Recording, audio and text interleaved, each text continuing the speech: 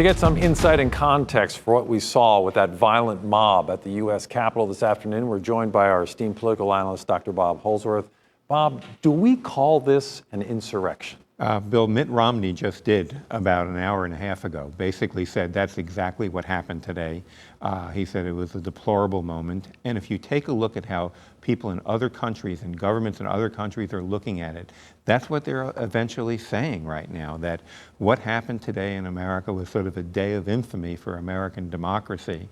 And worse than anything, Bill, I think one can make a strong case, as Mitt Romney did, that it was incited by President Trump. I'm sure we're going to hear more about that as the days go by.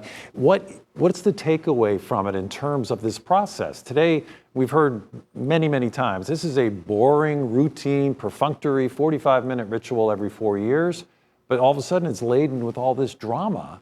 What's the takeaway in terms of what's going to happen in a few minutes? In a few minutes, by the end of the evening, Joe Biden is going to be president-elect. There was never any doubt about this, Bill. All of this sort of has just spiraled up since the election. Remember when Donald Trump first made these complaints after the election, people said, well, let him vent for a couple of days and everything will be okay. Then people said, well, he's just doing it for money, to raise money. It's just a grift of that kind. He's just trying to raise some money. And then people said, oh, all of a sudden we had 13 senators and 140 Congress people signing on to these objections.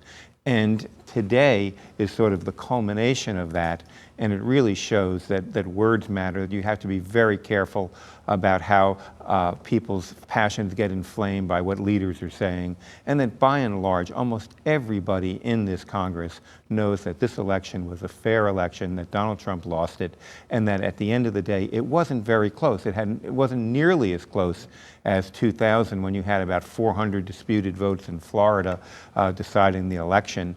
There was 80,000 in Pennsylvania, 150,000 votes in Michigan, and two of the other states, Arizona has a Republican governor, Georgia has all Republicans in statewide office. This was not a close election. And then finally, the courts, time and again, justices appointed by Donald Trump basically threw these cases out, said they had no evidence, and at the end of the day, by and large, it was the president's continued insistence that he had not only won, but that he had won big, that really inflamed those supporters who are out there willing to listen to him and think that he speaks the truth. We're just about out of time, but is this a permanent change in the way business is done in the transfer of power?